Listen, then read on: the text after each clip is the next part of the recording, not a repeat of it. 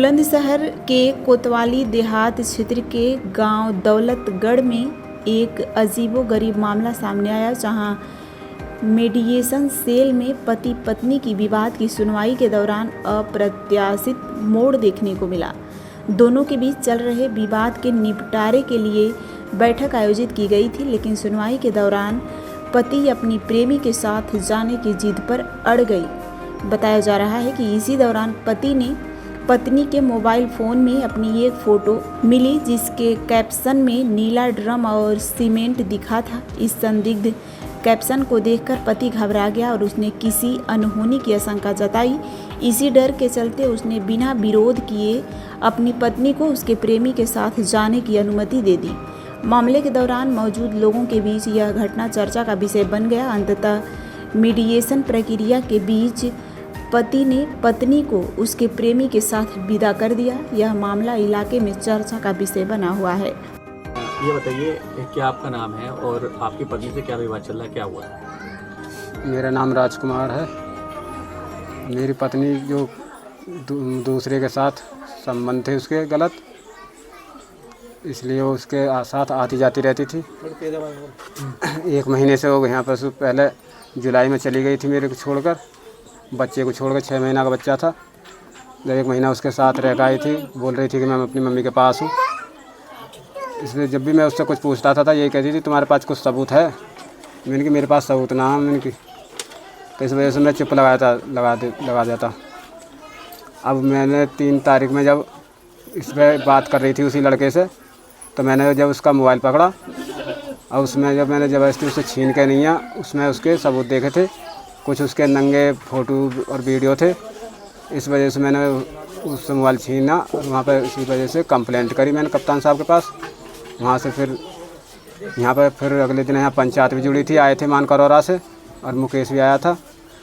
यहाँ पर हो गया था फैसला करने का, मैं इसी के साथ रहूँगी और मुझे तुम्हारे साथ नहीं रहना। मुकेश कौन है? मुकेश मानकरौरा का लड़का है जो जिसके साथ इसके संबंध थे। तो धमकी भी देती थी मारने की? अब मुझे हर बात पर धमकी देती थी कि मैं तुझे मरवा दूँगी। फिर उस दिन 3 तारीख में 4 भाइयों को भी कह रही थी अगर मेरा मोबाइल नहीं दिया तो मैं 4 भाइयों को मरवा दूँगी, तू जो तेरे को। इस वजह से मैंने हाँ कंप्लेंट करी। फेसबुक पर कुछ लिखा था? फेसबुक पे लिखा हुआ था नीला ड्रम और सीमेंट की कहानी। तो इस वजह से मैंने डर की वजह से वहाँ कंप्लेंट डाली। वहाँ से फिर बात हुई, चौकी पर गए हम। चौकी पर से जाकर उन्होंने ये कह दिया कि एक बार और देख लो, तुम्हारी बहन बेटी भी हैं, आपको ये काम नहीं करने की है। उसने खूब रोई कि मैं पापा आपको अब कुछ नहीं करने की ऐसी कि तुम ले चलो। वो मेरे से भी बोला उसने कि ले चलो, आपको गलती ना करूँगी मैं। वहाँ से वो हम ले आए। फिर यहाँ आकर नहीं, फिर भी मेरे मुकेश के साथ रहना, वो तेरे साथ नहीं रहना। ना ही मेरे लिए रोटी पानी बना कर देती थी, ना ही कपड़े लत्ते धोती थी। और बच्चा भी लेटरिन करता था तो उसे छत पे को फेंक देती थी कपड़ों को, लेटरिन कर इनको। तो आप अब पुलिस के पास गए, तो क्या वो अपने आशिक के साथ गई? वहाँ से क्या हुआ? अब उसके पास गए थे तो महिला सेल में पहुँचे हम, तो उन्होंने वहाँ ही पूछी कि तू किसके साथ रहना चाहती है? तो उन्होंने उससे कह दिया मैं मुकेश के साथ रहना चाहती हूँ। तो तुमने क्या बोला फिर? मैंने बोला जब इसके साथ जा रही है तो इसे इसके साथ जाने दो, मैं अपने हाथ से इसे इसके साथ विदा करता हूँ। तो आपने लिखित रूप में भी दिया कुछ एप्लीकेशन? जी, लिखित रूप में मैंने कुछ नहीं दिया एप्लीकेशन। फिर नहीं, जाने के लिए आपने लिखित में दिया? ये दिखा दो। हाँ, ये हमने कागज़ दिए थे, इसके द्वारा वो गई यहाँ पर।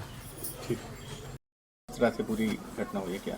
जी, मैं इसका बड़ा भाई हूँ, जो कि मैं लगभग 10 साल से अलग रह रहा हूँ इनसे।